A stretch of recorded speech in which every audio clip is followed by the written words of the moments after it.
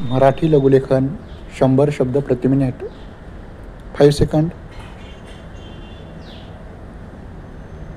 Start.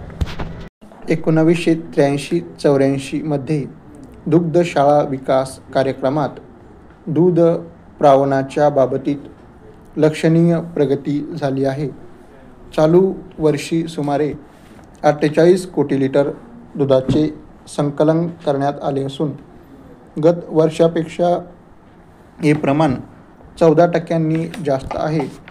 दुधाचे प्रशीतन, संक्रमण व दुग्ध पदार्थात रूपांतर करण्याच्या सोयी वाढविल्या आहेत.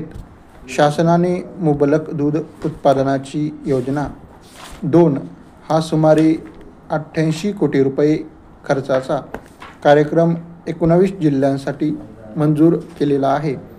या कार्यक्रमाच्या पहिल्या टप्प्यात कोल्हापूर, जळगाव, सोलापूर, औरंगाबाद, जालना, उस्मानाबाद, लातूर व बुलढाणा या 8 जिल्ह्यांचा समावेश करण्यात आला आहे. तर चालू वर्षी या कार्यक्रमाच्या दुसऱ्या टप्प्यात पुणे, नाशिक, बीड आणि यवतमाळ या जिल्ह्यांमध्ये काम हाती घेण्यात आले आहे. 1984-85 या वर्षी सांगली, सातारा, धुळे, भंडारा, चंद्रपूर, रायगड आणि रत्नागिरी या जिल्ह्यांचा या कार्यक्रमामध्ये समावेश करण्याचे ठरविले आहे. परिचित. गोड्या पाण्यातील मासळीच्या उत्पादनात दरवर्षी 27,000 मेट्रिक टनावरून 51,000 मेट्रिक टनापर्यंत वाढ करण्याच्या उद्देशाने एका प्रकल्पाची आखणी करण्यात आली असून त्यासाठी जागतिक बँकेकडून सहाय्य मिळवण्याचा प्रयत्न चालू आहे.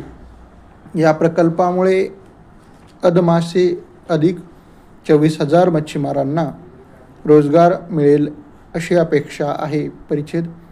अतिवृष्टी आणि पूर यामुळे पिकांचे नुकसान झालेले असले तरी यावर्षी 108 लाख टन अन्नधान्याचे उत्पादन होण्याची शक्यता आहे. ही समाधानाची बाब आहे. तेलबियांचे उत्पादनसुद्धा 14.53 लाख टन होईल असा अंदाज आहे. परिच्छेद. आपल्या राज्याच्या बहुतेक भागातील शेती सर्वस्वी पावसावरच अवलंबून असून कोरडवाहू शेतीचे तंत्र सुधारण्याची आवश्यकता आहे. यासाठी 299 तालुक्यात यापूर्वीच सुरू करण्यात आलेल्या कृषी पंढरी योजनेखाली सर्व बाबतीत आदर्श खेडे म्हणून प्रत्येक तालुक्यातील एका खेड्याचा विकास करण्यात येईल. परिच्छेद. औद्योगिक लायसन्स मिळविण्याबाबत देशात महाराष्ट्राने आपली आघाडी अजूनही टिकविली असली तरी ज्या जिल्ह्यात कोणताही मोठा व मध्यम उद्योग नाही अशा जिल्ह्यात उद्योग स्थापन करण्यास अग्रक्रम देण्याच्या भारत सरकारच्या धोरणामुळे महाराष्ट्राची औद्योगिक प्रगती काही अंशी मंदावण्याची शक्यता आहे.